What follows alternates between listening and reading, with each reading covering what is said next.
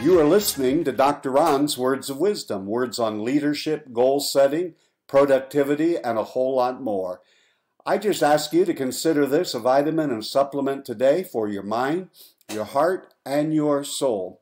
Wherever you download podcasts, if you would please subscribe to Dr. Ron's Words of Wisdom, and then go to that place, wherever that is, iTunes, Spotify, Stitcher, so forth. And would you leave a rating and a review that will help other people who don't know about the podcast yet to be able to discover it. Today I want to talk about us becoming, all of us being persons of influence. Now, all of us have influence. We are all influencing someone. What are those things that go into making a person of influence? Maybe you think it's your formal training. I just got reflecting on that the other day because it's been 45 years ago, a week or so, that I graduated from high school. I graduated from college in the late 70s and from seminary in the very early 80s. And here's what I've discovered. When my formal education was done, most of today's problems didn't even exist. When I was in college, there were no computers. You had to write it all by hand. We were just a couple of years away from having written it all on stones, but we had to take paper notes with us. There were no smartphones. We didn't have cell phones, GPS. We had to find our ways the best way we could. There was no World Wide Web, no internet. And the world that I was trained for doesn't exist. I received a wonderful education. I received the best preparation in my day and age. But if I left it at that, your formal education alone is not going to make you a person of influence. I remember graduating with a master's degree and going to take my first church in Corpus Christi, Texas, and I preached the two sermons that I knew on Sunday morning and Sunday night the day before. It's now Monday. My office, which is really about like a broom closet on steroids, I have all of my books stacked into that room. I have a legal pad and a pen and a Bible. And now I'm sitting here Monday. I have been trained for 8 years on how to do what I'm now doing. And I sat there on that Monday morning, and if I close my eyes, I can remember the smells, the thoughts, exactly how I felt back in 1981. And I said, now what do I do? When you know you're going to learn something is what have you learned after you know it all? And many times between our formal training and actually showing up to do something, there seems to be a large gap. And so if you're relying on what you learned 10 or 5 years ago, let me be the person to break it to you. Your training from 10 years and even 5 years ago may be some of it obsolete. Now, some of it's principles that last forever, but the world is changing and it's changing rapidly. And you and I must continue to learn. In a previous episode, I talked about a purchase that we made for the office years ago and how proud we were and how I had to raise the money to make it fit within the budget. But I knew getting this piece of equipment would bring us into the 20th century and make us very effective. It was a fax machine. And today, that gleaming item that I paid good money, actually I had to raise the money for it, and made us technologically savvy and advanced for our time, sits in the junk heap of time. Because today with my neat scanner, I can scan a document into my computer and literally send it anywhere in the world. And who knows what technology will be like in the days ahead. But the problem is, the most valuable asset in your organization is not your computers, your hardware, your software, and any other items you have. It's not even your property, the building, the facilities, or the programming. The most valuable asset in any organization is the people. People.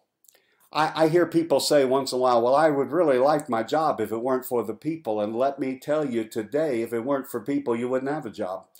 People are your most valuable asset.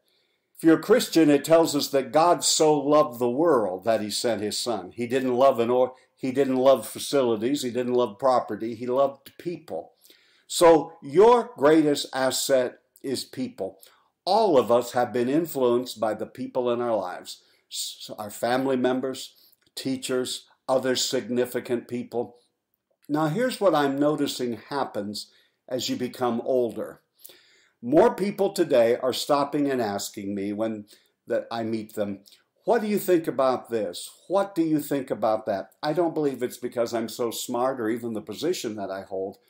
I think people recognize as you get a little bit older and you've lived some of life and you've had good times and bad times and everything in between, that you just have some life experience and may have something valuable to say. Now today you may feel like you don't have any assets to be a key person of influence. But let me just stop. I could go on, stop with 4 things that are your assets to making you a person of influence that can influence your family, influence others, and influence people for good. The first thing is, if you're a believer, it's your faith. When you have faith, you believe that God is for you, and if God's for you, who can be against you? And our faith for us just keeps us going in the face of adversity, in the face of trial, in the face of difficulties. We just keep going. Feed and nurture your faith. It's a valuable thing because when you learn lessons, then you are in a position to share those lessons and to pass them on to others. I think the second thing I would say is your passion. Are you passionate about what you do? There are some places I go that it doesn't seem like anyone is very passionate about anything. But if you believe that this is what God has placed you on earth to do, you need to be passionate about it. What gets you up in the morning? What keeps you going? What do you know beyond a shadow of a doubt that you were created to do? Now, if you don't know, you ought to find out. And if you're a person of faith, let's go back to chapter 1. God, why have you placed me in where I am today for such a time as this? What do you want me to do? What is it that you have for me to do? And then be passionate about it. One of the things I've often said to people who've done what I've done most of my life, and that was preach, if you want the congregation to catch a cold, you better have pneumonia. You have to be passionate about who you are, what you've been called to do. And whatever level you're leading in any organization, passion is a key asset to say, this is what I believe we should be doing. This is where I believe we should be going. Come on, gang, let's move in this direction for a preferable future. And so your asset is your faith. Your asset is also your passion for what it is that you're doing. And then the skills that you have learned. Now you might say, I have very few skills. You can't have lived life without picking up how to do a few things. Some people know how to run a television remote. They know how to turn it on, sit on the couch and sit there and change channels. And that has almost become a skill for them. Now that's somewhat trying to be humorous, but you have skills. There are things that you have learned. There are things that you have done that are a part of your skills. And they become the building block on which to learn new skills. And what you have learned, what you've observed, what you've done by trial and error, that is the skill set that you have today that makes you an asset to your family, to your organization, to your world. You have a unique contribution to make. The fourth one I'm going to stop with, is your story. Everyone has a story. Your story is unique to you. You were born into a particular family. You experienced particular things. I shared a little bit yesterday about a 5th grade experience that has in many ways colored my life. Now I've overcome it and I've moved on, but it is a part of my story. Part of my story is some incredible people came along in my life who invested in me. From my grandparents, parents, pastors, Sunday school teachers, administrators, colleagues, friends, some who served as mentors and coaches before I ever used the word mentor or coach.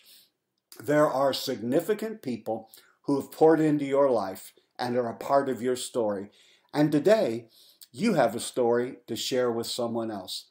Why don't you ask the Lord to touch your eyes today and to look around wherever you are and to look for that young man, young woman who needs you to invest in them. If you want to be a person of influence, it won't matter how many speeches you've given, where you've traveled, who knows you, how many books you've written or read. The fact is, have you poured your life into others? The most valuable asset we have in any place is the people we are surrounded by. Be sure and share your story. Your story really isn't a story until you tell it, until you share it with someone. And the thing that will happen is the Lord will orchestrate the events of your life in such a way that He will send you, or will send across your path people who are going through some of the things that you've gone through, who more than anything else need to hear your story. You, my friend, are a person of influence. Use your influence for good to make a difference. Whether you know it or not, you're a leader. You're leading at home, you're leading in your community, at work, wherever you are. Someone is watching your life. Make up your mind today that you're going to be a person of influence. You're going to follow your faith. You're going to be filled with passion. You're going to have skills and continue to develop them. And be sure and tell your story and pour your life into other people's lives. This is Dr. Ron's Words of Wisdom, words on leadership, goal setting, productivity, and a whole lot more. Consider this your vitamin or supplement for your mind today. And wherever you download podcasts, would you mind subscribing to Dr. Ron's Words of Wisdom? And once again, would you please leave a rating and a brief written review? It'll help and assist others who have not located this podcast yet to locate it. Again, remember, my friend, you're doing better than you think you are, and you are a person of influence. Until next time, this is Dr. Ron saying goodbye.